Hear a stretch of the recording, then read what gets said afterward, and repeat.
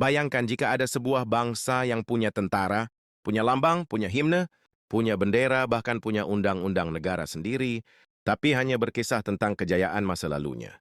Aceh dahulunya dipandang sebagai sebuah negara kejayaan yang patut dipertimbangkan dalam perdagangan internasional.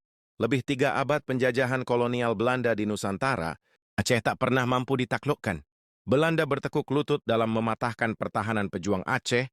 Silih berganti para pejuang Aceh berdiri paling depan membela tanah. Rencong dari penjajahan kolonialisme Belanda, terletak di ujung paling barat Pulau Sumatera, pernah mencapai kejayaan di masa Sultan Iskandar Muda.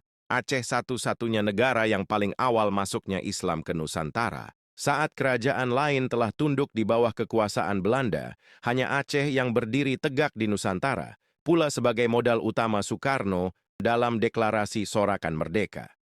Di bawah panji tauhid dan semangat perang Badar, membakar semangat juang para syuhada, nyawa tiada berarti bagi mereka, tapi agama dan bangsa sebagai tujuan akhir yang wajib dibela. Tahun 1945, Indonesia merdeka, dideklarasi oleh Soekarno-Hatta, Aceh pun bergabung dengan Indonesia, disinilah awal penderitaan bermula. Soekarno meneteskan air mata buaya, mengemis bantuan untuk membeli kapal udara cikal bakal Garuda Indonesia, yang satu bernama Sulawah Agam dan satu lagi bernama Sulawah Dara.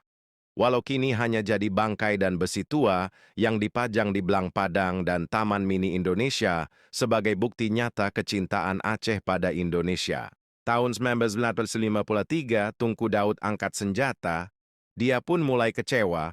Ternyata hanya janji palsu belaka yang tidak ada bukti nyata, dan Aceh pun kembali berduka, tapi kini bukan lagi dengan Belanda, melawan Ibu Pertiwi yang bernama Indonesia. Tentara Islam Indonesia, di bawah satu nahkoda dengan satu bendera, Aceh mulai tuntut merdeka agar Islam kembali menyala. Namun ternyata sia-sia, tidak ada dukungan para ulama. Tapi nyawa telah hilang secara percuma, Tunku Daud menyerah pada Indonesia. Tahun 76 Hasan Tiro kembali kecewa, di Gunung Halimon dideklarasikan Aceh merdeka. Sebagai perlawan pada pemerintah Republik Indonesia, 30 tahun lebih perang Aceh dengan Indonesia, ribuan rakyat Aceh mati sia-sia, ratusan perempuan menjadi janda, tapi perang hanya berakhir di ujung pena. Di sebuah rumah di Helsinki, Finlandia, saat Hasan Tiro telah berumur senja, perdamaian terjadi secara paksa, dan Aceh harus tunduk pada Indonesia setelah menyerah dan potong senjata. Dari sini kita faham bahwa ternyata perang hanya merebut tahta, 30 tahun berkonflik hanya jadi panglima pramuka. Jika perang hanya tujuan tahta, untuk apa dikorbankan rakyat jelata hanya untuk sebuah partai saja?